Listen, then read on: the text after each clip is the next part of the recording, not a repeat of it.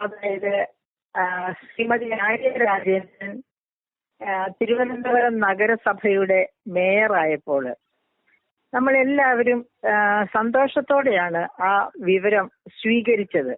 കാരണം ഏറ്റവും പ്രായം കുറഞ്ഞ ഒരു പെൺകുട്ടി, അതായത് ഡിഗ്രിക്ക് പഠിച്ചുകൊണ്ടിരിക്കുമ്പോഴാണ് ഓർക്കണം അവരെ മേയറായിട്ട് തിരഞ്ഞെടുക്കപ്പെടുന്നത്. അങ്ങനെ വളരെ നല്ലവണ്ണം കഴിവ് തെളിയിച്ച് ഭാവിയിലേക്ക് നല്ലൊരു വനിതാ രാഷ്ട്രീയ നേതാവ് ഉണ്ടാകും എന്ന ഒരു ചിന്തയായിരുന്നു അപ്പോ എന്നെപ്പോലുള്ളവരെ ഭരിച്ചിരുന്നത്. പക്ഷെ അതേ സമയത്ത് തന്നെ ഒരു ചെറിയ ശങ്കയുണ്ടായിരുന്നു. ഇത്രയും പ്രായം കുറഞ്ഞ വിദ്യാഭ്യാസത്തിലാണെങ്കിലും ഡിഗ്രി പഠിച്ചുകൊണ്ടിരിക്കുന്നു എന്ന് പറയുമ്പോൾ അങ്ങനെ ഈ ലെവലിലേക്കൊന്നും എത്തിയിട്ടില്ല. അനുഭവ സമ്പത്തും കുറഞ്ഞ ഒരു മേയർ ഉണ്ടായാല് തിരുവനന്തപുരം നഗരത്തിന് അത് മതിയോ? ആ മേയർക്ക് തിരുവനന്തപുരം നഗരത്തോട് നീതി പുലർത്താൻ കഴിയുമോ എന്ന സംശയം. കാരണം തിരുവനന്തപുരം നഗരത്തെ പറ്റി ആധികാരികമായിട്ട് IIM അഹമ്മദാബാദുമായി ചേർന്ന് ഞാനൊരു പഠനം നടത്തിയിട്ടുള്ളതാണ്. അപ്പോൾ തന്നെ എനിക്കറിയാം ഒരുപാട് കലുഷിതമായ എല്ലാ കോർപ്പറേഷൻസും അങ്ങനെയായിരിക്കും. തിരുവനന്തപുരം കോർപ്പറേഷൻ നമുക്ക് വെളപ്പിൽശാല പിന്നെ മാലിന്യ സംഭരണ കേന്ദ്രമൊക്കെ ഉണ്ടായിരുന്ന സമയത്താണ് ഞാൻ പഠനം നടത്തിയത്. അപ്പോഴൊക്കെ വലിയ പ്രശ്നബാധിതമായ ഉദാഹരണത്തിന് ഖരമാലിന്യ സംസ്കരണം വഴിമുട്ടി നിൽക്കുന്ന, ഇന്നും അതെ അന്നും അതെ, അങ്ങനെയൊക്കെ ഒരുപാട് പ്രശ്നങ്ങളുള്ള ഒരു നഗരമാണ്. പിന്നെ കേരളത്തിലെ ഏറ്റവും കൂടുതൽ പോപ്പുലേഷൻ ഉള്ള നഗരങ്ങളിൽ ഒന്നുമാണ്. അപ്പൊ അങ്ങനെയൊക്കെയുള്ള ഒരു നഗരത്തിലേക്ക് നഗരപിതാവായിട്ട് ഒരു വനിത വരുന്നതിലല്ല, കൊച്ചു വനിത വരുന്നത് എങ്ങനെയിരിക്കും എന്നൊരു സംശയം ഉണ്ടായിരുന്നു. പക്ഷെ അതിനെയൊക്കെ അതിജീവിക്കാൻ തക്ക പ്രാപ്തി ഉള്ളത് കൊണ്ടാകാം ഒരു പക്ഷെ അവരെ മേയറായിട്ട് തിരഞ്ഞെടുത്തിരിക്കുന്നത് എന്ന ഒരു ധൈര്യം, അവർ മിടുക്കിയായി പ്രവർത്തിക്കട്ടെ എന്ന ഒരു ആഗ്രഹവും മനസ്സിലുണ്ടായിരുന്നു. പക്ഷെ ക്രമേണ അവരെ പറ്റിയുള്ള എല്ലാ ന്യൂസും ഞാൻ വളരെ ശ്രദ്ധയോടെ വായിക്കുമായിരുന്നു. പക്ഷെ ക്രമേണ അവർ സ്വജന പക്ഷപാതത്തിന്റെ പേരില് കോർപ്പറേഷനിൽ വന്ന കോർപ്പറേഷനിൽ മാത്രമല്ലല്ലോ, ഈവൻ മെഡിക്കൽ കോളേജിൽ പോലും വന്ന തൊഴിൽ സാധ്യതകളെ പാർട്ടിവൽക്കരിക്കാൻ വേണ്ടി നടത്തിയ ശ്രമങ്ങള്.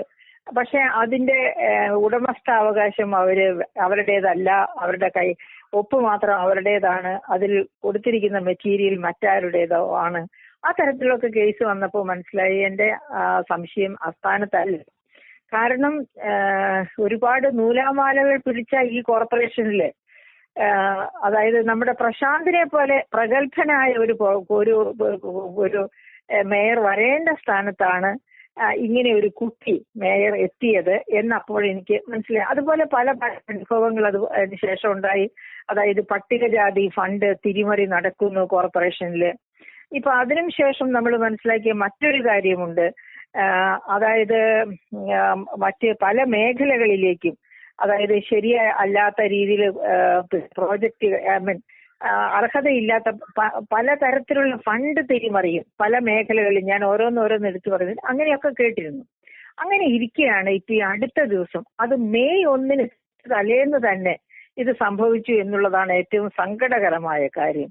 കാരണം തൊഴിലാളികളെ നാം അങ്ങേയറ്റം ആദരിക്കുന്ന ഒരു ദിവസം, അവർക്ക് വേണ്ടി ലോക തൊഴിലാളികൾക്ക് വേണ്ടി മാറ്റിവെച്ചിരിക്കുന്ന ഒരു ദിവസമാണ് മെയ് ദിനം അഥവാ മെയ് 1 തീയതി എന്ന് പറയുന്നത്. നമുക്കറിയാം ചരിത്രത്തിന്റെ ആരംഭകാലം മുതൽ ചവിട്ടി അരയ്ക്കപ്പെടുന്ന തൊഴിലാളികളുണ്ട്. ഒരിക്കൽ അല്ലെങ്കിൽ നമ്മളുടെ പേരൻസോ ഗ്രാൻഡ് പേരൻസോ ഒക്കെ ആ ഗ്രഹത്തിൽപ്പെട്ടിരുന്നവരായിരിക്കും. അങ്ങനെയുള്ള തൊഴിലാളികൾക്ക് വേണ്ടി കാൾ മാർക്സ്, അതായത് അവരുടെ ഇൻഡസ്ട്രിയൽ റവല്യൂഷൻ കാലത്തെ അവരുടെ കഷ്ടതകൾ കണ്ട് അതിൽ നിന്ന് മനം മടുത്ത് ചങ്ക് തകർന്നാണ് കാൾ മാർക്സ് ദാസ് ക്യാപിറ്റൽ എഴുതുന്നതും സർവ്വലോക തൊഴിലാളികളെ സംഘടിച്ച് ശക്തരാകുവിൻ എന്ന ഒരു മുദ്രാവാക്യം. ആ മുദ്രാവാക്യം ലോകത്തെവിടെയും ഒരു തൊഴിലാളി കേട്ട അവന്റെ ചോര തിളയ്ക്കും. അങ്ങനെയുള്ള മുദ്രാവാക്യമൊക്കെ ആയിട്ട് അതിനുവേണ്ടി കണ്ടെത്തിയ ഒരു ദിവസം ലോക തൊഴിലാളി ദിനമായിട്ട് മെയ് 1 നാം പിൽക്കാലത്ത് എടുക്കുന്നു. അങ്ങനെയൊക്കെയുള്ള ഒരു ദിവസത്തിന് തലേന്ന് തന്നെ ആര്യ രാജേന്ദ്രൻ ഇങ്ങനെ ഒരു കുരുക്കിൽ ചെന്ന് പെട്ടു എന്നുള്ളതാണ് ഏറ്റവും സങ്കടകരമാണ്. അത് അവിടെ തൊഴിലാളി ദിനത്തിന്റെ തലേന്നായതിൽ ഞാൻ അത്ഭുതം കൂറുന്നത് എന്തുകൊണ്ടെന്നാൽ 20 അതായത് നമുക്കറിയാം കേരളത്തിലെ തൊഴിൽ കൂലി, കേരളത്തിലെ വലിയ ഉയർന്ന തൊഴിൽ കൂലി തെറ്റാണെന്ന് ഞാൻ പറയുന്നില്ല. പക്ഷേ അതാണ് കേരളത്തിലേക്ക് വ്യവസായങ്ങൾ വരാനായിട്ട് മടിക്കുന്നത് എന്നത് പച്ച പരമാർത്ഥമാണ്. അതുപോലെ തൊഴിലാളി യൂണിയനുകൾ നിയമം കയ്യിലെടുക്കുന്നു. ദേവൻ രാമചന്ദ്രൻ ജസ്റ്റിസ് തന്നെ പറഞ്ഞിട്ടുണ്ട്, നിയമം കയ്യിലെടുക്കുകയല്ല വേണ്ടത്, തൊഴിലാളികൾക്ക് പ്രശ്നമുണ്ടെങ്കിൽ അത് നിയമത്തിന്റെ വഴിയെ നേരിടുകയാണ് വേണ്ടത് എന്ന് പറഞ്ഞിട്ടുണ്ട്. അതൊക്കെ വെറുതെ ആക്കിക്കൊണ്ടാണ് തൊഴിലാളികൾ നിയമം കയ്യിലെടുക്കുന്നത് കേരളത്തിൽ. എനിവേ, ഉയർന്ന കൂലി അതിൽ ഞാൻ സന്തോഷം കാണുകയാണ്. അങ്ങനെ ഉയർന്ന കൂലി കൊടുത്ത് തൊഴിലാളികളെ ആകർഷിക്കുന്ന ഒരു സംസ്ഥാനത്ത് എന്താണ് ഇന്നലെ നമ്മൾ കേട്ടത്? യദുവിന്റെ കൂലിയെ പറ്റി കേട്ടപ്പോൾ ഞാൻ മൂക്കത്ത് കൈവിരൽ വെച്ചുപോയി. 20 മണിക്കൂർ വളരെ ദുർഘടമായ റോഡുകളിലൂടെ, കാരണം മെട്രോ നഗരത്തിന്റെ പ്രവർത്തനമൊക്കെ നടക്കുന്നതുകൊണ്ട് റോഡുകളെല്ലാം പൊട്ടിപ്പൊളിഞ്ഞ് ഇവിടുന്ന് എറണാകുളം വരെ കാറിൽ യാത്ര ചെയ്യുന്നവർക്കറിയാം എത്ര ദുർഘടം പിടിച്ച വഴിയാണെന്ന്. അതുപോലെ ഏത് റൂട്ടില് കേരളത്തിൽ യാത്ര ചെയ്താലും നമുക്കറിയാം വലിയ ബുദ്ധിമുട്ടിലാണ് യാത്ര ചെയ്യുന്നത്. അങ്ങനെയുള്ള റോഡിലൂടെ 20 മണിക്കൂർ വളയം പിടിച്ച ആ മനുഷ്യന് പിന്നെ 20 മണിക്കൂറോളം തന്നെ എന്താണ് ലോക്കപ്പിൽ അല്ലെങ്കിലും പോലീസ് സ്റ്റേഷനിൽ പോയി കുത്തിയിരിക്കേണ്ടിയും വന്നു. അതൊക്കെ കഴിഞ്ഞ് അയാളുടെ കയ്യിൽ കിട്ടുന്നത് 800 രൂപയാണ് എന്ന് കേട്ടപ്പോൾ ഞാൻ അന്തം വിട്ടുപോയി. കാരണം എന്താണെന്ന് വെച്ചാൽ ഇവിടെ തൊഴിലാളികൾക്ക്, അതായത് അന്യ സംസ്ഥാന തൊഴിലാളികൾ 35 ലക്ഷം എന്നൊക്കെ പറയുന്നെങ്കിൽ 40 അതിൽ കൂടുതൽ ലക്ഷം കാണും. കാരണം അവരുടെ കണക്കും കാര്യമൊന്നും സർക്കാരിന്റെ കയ്യിലില്ല.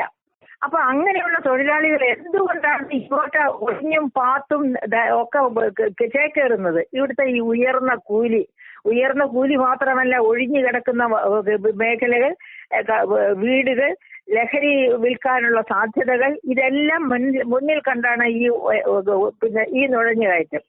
അങ്ങനെയുള്ള സംസ്ഥാനത്ത് ഈ 1400, അതായത് നിങ്ങൾ ഒരു ജോലിക്ക് ഒരാളെ വിളിച്ചാല് 8 മണി മുതൽ 2 മണി വരെ, 2 മണിയാകുമ്പോഴത്തേനും കുളിച്ചു കുട്ടപ്പനായി വേഷം മാറി സർക്കാർ ഉദ്യോഗസ്ഥന്റെ രീതിയിൽ ഇറങ്ങിയിരിക്കും. 1400 രൂപയാണ് നമ്മൾ കൂലി കൊടുക്കേണ്ടി വരുന്നത്. അങ്ങനെ കൂലി മേടിക്കുന്ന ഒരു സംസ്ഥാനത്താണ് 20 മണിക്കൂർ വളയം പിടിച്ച യദുവിന് 800 രൂപ കിട്ടേണ്ടി വരുന്നത്. അങ്ങനെയുള്ള കൂലി ശമ്പളം തന്നിട്ട് വേണ്ടേ? ഞാൻ യദുവിനെ നമിക്കുന്നു, ശമ്പളം തന്നിട്ട് വേണം കേസ് പറയാൻ അല്ലെങ്കിൽ ബഹളം വെക്കാൻ എന്ന് അദ്ദേഹം പറഞ്ഞല്ലോ ആര്യ രാജേന്ദ്രൻ. നന്നായി. ആ മിടുക്ക് യദു കാണിച്ചത് കൊണ്ട് യദു ഏതെങ്കിലും നല്ല പ്രൊഫഷന്റെ അങ്ങേയറ്റത്ത് വരെ എത്താൻ അർഹതയുള്ളവനാണ്, അവന് ആത്മാഭിമാനമുള്ളവനാണ് എന്ന് എനിക്ക് മനസ്സിലായി. ഏതായാലും ആ അവസ്ഥ, അതായത് ഈ 20 മണിക്കൂർ ജോലിക്ക് 800 രൂപ കൂലി ലഭിക്കുന്ന ആ അവസ്ഥയിലുള്ള ഒരു തൊഴിലാളിയാണ് യദു. ആ യദുവിന്റെ ഇതുപോലെ ഒരു ഒരു വലിയ ഒരു സംവാദം ആരുമായിട്ട്? മേയറുമായിട്ട്. മേയർ ഒരു കാരണവശാലും അങ്ങനെയുള്ള ഒരു സംവാദത്തിന് വഴി ഒരുക്കരുതായിരുന്നു.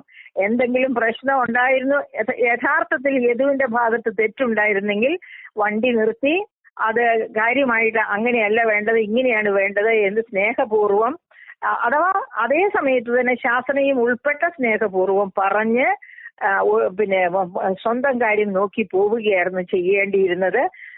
അതായത് സ്വന്തം കർത്തവ്യത്തെ പറ്റി അവബോധമുള്ള ഉൽപ്പതിഷ്ണുവായ ആരും അങ്ങനെയാണ് അത് ചെയ്യുക.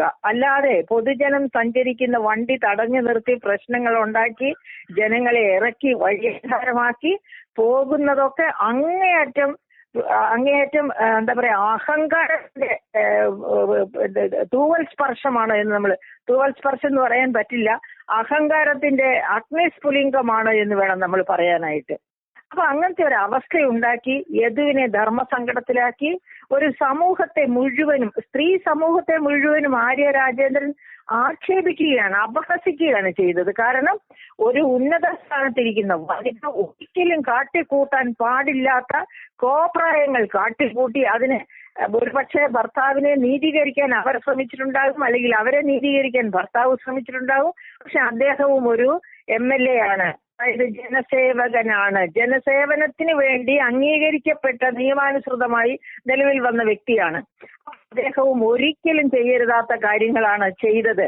ഇപ്പൊ നമുക്കറിയാം നമ്മുടെ സംസ്ഥാനത്ത് നടന്നുകൊണ്ടിരിക്കുന്നത്, അല്ലെങ്കിൽ നമ്മുടെ ഇന്ത്യയിൽ തന്നെ നടന്നുകൊണ്ടിരിക്കുന്നത്, തെരഞ്ഞെടുക്കപ്പെട്ടവരൊക്കെ അവരെ തെരഞ്ഞെടുത്ത് അയച്ചവരെ അവഹേളിക്കുകയും നിന്ദിക്കുകയും ചെയ്യുന്ന അവസ്ഥയാണ് ഇപ്പൊ ഇന്ത്യൻ ഡെമോക്രസിയിൽ നടന്നുകൊണ്ടിരിക്കുന്നത്. ഡെമോക്രസിയുടെ തന്നെ കാലുകൾ, നാല് തൂണുകളും ഞാൻ ഉറപ്പിച്ചു പറയുന്നു ഒരു പരിധി വരെ ഇളകി വശായിരിക്കുന്നു. അത്തരം ഒരു കാലഘട്ടത്തില് ആര്യ രാജേന്ദ്രൻ ചെയ്തത് അങ്ങേയറ്റം തെറ്റായിപ്പോയി. അപ്പൊ ആര്യ രാജേന്ദ്രന്റെ ഒരു ഉദാഹരണം ഞാനിപ്പോ ഇവിടെ പറയുകയാണ്.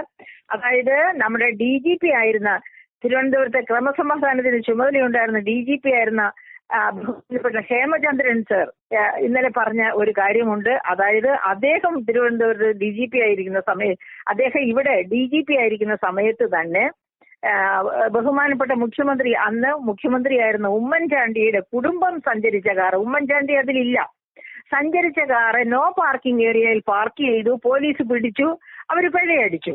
അവസാനമാണ് അറിയുന്നത് ഇത് ഉമ്മൻചാണ്ടിയുടെ കുടുംബമാണ് ആ കാറിലുണ്ടായിരുന്നത്, ഉമ്മൻചാണ്ടിയുടെ കാറാണ് എന്ന്.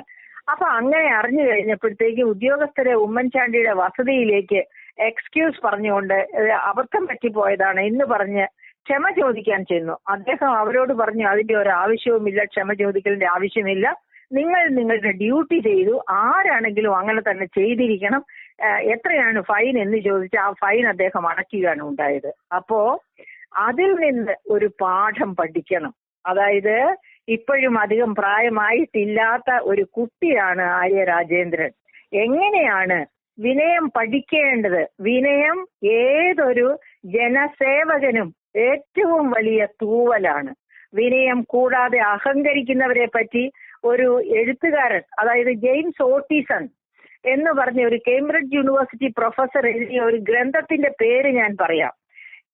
7 deadly economic sins, അതായത് 7 മാരക സാമ്പത്തിക പാപങ്ങൾ ഏതൊക്കെയാണ്? അതായത് ഈ ലോകത്തെ മുഴുവൻ ഡെമോക്രസികളെ മാത്രമല്ല, ഡെമോക്രസി അല്ലാത്ത പിന്നെ ഭരണ രീതികളെ പോലും, കമ്മ്യൂണിസം ആകട്ടെ മറ്റെന്തുമാകട്ടെ, ഏതു തരം ഭരണരീതിയെയും കടന്നാക്രമിക്കുന്ന, അതായത് അധികാരം കയ്യിൽ കിട്ടിയാല് താൻ എങ്ങനെ അധികാരത്തിൽ വന്നു, ആർക്ക് വേണ്ടി അധികാരത്തിൽ വന്നു, എങ്ങനെ അധികാരം വിനിയോഗിക്കണമെന്ന് പാടെ മറക്കുന്ന നേതാക്കന്മാരെ പറ്റിയാണ് ആ പുസ്തകം വിവരിക്കുന്നത്. അതിനകത്ത് പറയുന്ന 7 മാരകമായ സാമ്പത്തിക പാപങ്ങൾ ഏതാണെന്ന് കേൾക്കണ്ടേ? ഒന്നാമത്തത് പ്രൈഡാണ്, അഹങ്കാരം. അധികാരത്തിൽ എത്തിക്കഴിഞ്ഞാൽ അഹങ്കാരം കൊണ്ട് കണ്ണ് കാണാൻ വയ്യാതെയാകുന്നു. രണ്ടാമത്തേത് ഗ്രീഡാണ്. അധികാരത്തിൽ എത്തിക്കഴിഞ്ഞാൽ പിന്നെ പോക്കറ്റ് പിന്നെ നിറയ്ക്കുക എന്നതാകുന്നു ആഗ്രഹം, അഭിലാഷം. അതിനോടാകുന്നു കൂറ്, അതിനുവേണ്ടിയാകുന്നു പിന്നെയുള്ള കാലം കഴിക്കാൻ പോകുന്നത്. മൂന്നാമത്തത് ലസ്റ്റ് എന്ന് പറയുമ്പോൾ കാമം. ഇനി അടുത്തത് ഗ്ലൂട്ടണി എന്ന് പറഞ്ഞാൽ അത്യാർത്തി, കൈയിട്ടുവാരി പോരാ എന്ന വിചാരത്തോടു കൂടിയുള്ള കൈയിട്ടുവാരൻ, ഗ്ലൂട്ടണി. അടുത്തത് എൻവി, അസൂയ, ഞാൻ മാത്രമേ അധികാരസ്ഥാനത്ത് ഉണ്ടാകാവൂ, എന്നെ പ്രതിരോധിക്കാനോ എന്നെ വിരോധിക്കാനോ പറ്റുന്ന മറ്റാരും ഉണ്ടാകാൻ പാടില്ല എന്നുള്ള വികാരം, അതാണ് എൻവി. ഇനി അടുത്തത് റാത്ത്, കോപം. നമുക്കറിയാമല്ലോ കോപത്തിന്റെ ഉഗ്ര എക്സാമ്പിൾ കേരളത്തിൽ തന്നെയുണ്ട്. ചെടിച്ചട്ടി കൊണ്ടും ഹെൽമറ്റ് കൊണ്ടും തല അടിച്ച് പൊട്ടിക്കുന്നത് ജീവൻ രക്ഷാ പ്രവർത്തനം എന്ന് പറയുന്ന തരത്തിലുള്ള റാത്ത്, കോപം. ആ കോപം, അത് കഴിഞ്ഞ സ്ലോത്ത്, ഏറ്റവും അവസാനം. സ്ലോത്ത് എന്ന് പറഞ്ഞാൽ എന്താണ്? അലസത. ആ അധികാരത്തിന്റെ കസേരയിൽ കയറി ഇരുന്ന് കഴിഞ്ഞാൽ പിന്നെ ഞാൻ എല്ലാം നേടിക്കഴിഞ്ഞിരിക്കുന്നു എന്ന തരത്തിലുള്ള അലസത. ആ അലസത ഇന്നത്തെ കേരളം അനുഭവിക്കുന്നു. അതായത് ഇത്ര വലിയ ധനപ്രതിസന്ധിയിലേക്ക് കേരളം പോലെയുള്ള ഒരു സംസ്ഥാനം നീങ്ങണമെന്നുണ്ടെങ്കിൽ ഭരണത്തിലിരിക്കുന്നവരുടെ അലസത അന്തമില്ലാത്ത അലസതയാണ്. അതുകൊണ്ടാണ് കേരളം ഇതുപോലെയുള്ളൊരു അവസ്ഥയിലേക്ക്, അതായത് ഇത്ര രൂക്ഷമായ ധനപ്രതിസന്ധിയിലേക്ക് മാറുന്നത്. അപ്പൊ ഇതൊക്കെ ആ ജെയിംസ് ഓട്ടിസൺ കേരളത്തെ കണ്ടല്ല പറഞ്ഞത്. അതിപ്പോ വ്ളാഡിമിർ പുതിനെ അല്ലെങ്കിൽ ഷീ ജിൻപിങ്ങിനെ, അതുമല്ലെങ്കിൽ പിന്നെ ബ്ലിങ്കനെ, ഇവരെല്ലാം കണ്ടിട്ടാണ് അദ്ദേഹം ഇങ്ങനെ ഒരു ഗ്രന്ഥം എഴുതിയത്. ഒരുപാട് എക്സാമ്പിൾസ് കണ്ടിട്ട്. അപ്പൊ ആ ഗ്രന്ഥം എത്ര ആപ്തമായ ഒരു ഗ്രന്ഥമാണ് എന്ന് ഞാൻ ആലോചിച്ചു പോയി ആര്യ രാജേന്ദ്രന്റെ ഈ കേസ് കണ്ടപ്പോഴും. അപ്പൊ എനിക്ക് മേയറായ ആര്യ രാജേന്ദ്രനോട് പറയാനുള്ളത്, പക്വമതിയായ ഒരു കർത്താവാകാനായിട്ട് ശ്രമിക്കുക. ഇനിയും ഭരണം താങ്കളുടെ കരങ്ങളിൽ വരട്ടെ. വരുമ്പോഴൊക്കെ പക്വത കാണിക്കാൻ മറക്കരുത്. ഈ അവസ്ഥയിലേക്ക് തന്നെ എത്തിച്ച ജനം അവർക്ക് വേണ്ടിയായിരിക്കണം തന്റെ ജീവിതം ഒഴിഞ്ഞു വെക്കുന്നത് എന്ന ഒരു ധാരണ, ഒരു എളിയ ധാരണ, വിനയം മനസ്സിലുണ്ടെങ്കിൽ ഇതുപോലെയുള്ള അവസ്ഥകൾ ഇനിമേലിൽ ഉണ്ടാവുകയില്ല.